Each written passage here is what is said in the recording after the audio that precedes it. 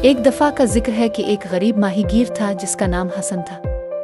वो समंदर के किनारे रहता था और रोज़ाना अपनी छोटी सी किश्ती लेकर मछलियाँ पकड़ने जाता था। लेकिन चाहे वो कितनी भी मेहनत करता, कभी इतनी मछलियाँ नहीं पकड़ता था कि अपने घर वालों का पेट भर सके। एक सुबह हसन ने अपना जाल गहरे पानी में डाला और इंतज़ार करने लगा। जब इसने जाल वापस खींचना शुरू किया तो वो भारी था। आज तो अच्छी पकड़ हुई है, हसन ने सोचा। लेकिन जब इसने गौर से देखा तो इसे कुछ अजीब लगा। जाल में मछली नहीं बल्कि एक जलपरी फंसी हुई थी। जलपरी के लंबे चमकते बाल थे और उसकी पूंछ समंदर की तरह चमक रही थी। इसने हसन को दुखी आंखों से देखा और कहा, मेहरबानी करके नेक दिल माहीगीर, मुझे आज़ाद कर दो। मैं तुम्हारे जाल में गलती से फंस गई हूँ। अगर तुम मेरी मदद करोगे तो मैं तुम्हें एक जादुई तोहफा दूंगी। हसन हैरान था लेकिन दिल का अच्छा था। इसने ध्यान से जाल को खोलकर जलपरी को आज़ाद कर दिया।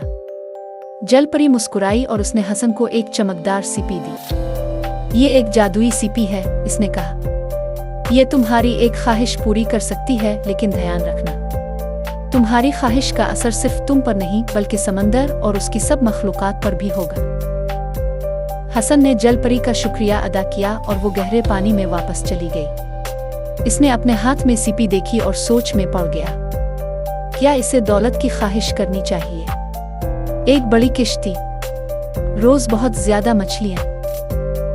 लेकिन फिर इसे जलपरी के अल्फाज याद आए, इसकी ख्वाहिश समंदर को भी मुतासिर करेगी। इसने समंदर की खूबसूरती, मछलियों और वहां रहने वाली मखलूकात का सोचा। बहुत सोचने के बाद इसने अपनी ख्वाहिश की।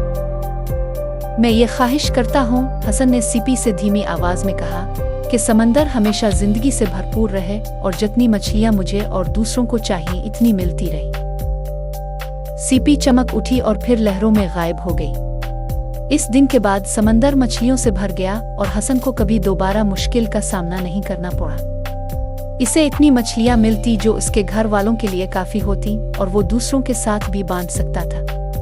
समंदर सेहतमंद और जिंदगी से भरपूर रहा। नसीहत, लालच से सिर्फ नुकसान होता है, लेकिन दूसरों के बारे में सोचना खुशी और दुनिया में तवाज़ुन लाता है। हमें कभी लालच नहीं करनी चाहिए। अगर हम सिर्फ अपने बारे में सोचें और बहुत ज्यादा चीजें मांगें तो इससे दूसरों को नुकसान हो सकता है। लेकिन अगर हम दूसरों के बारे में भी सोचें और नेक नीति से काम करें तो सबको फायदा होता है और दुनिया बेहतर बन जाती है।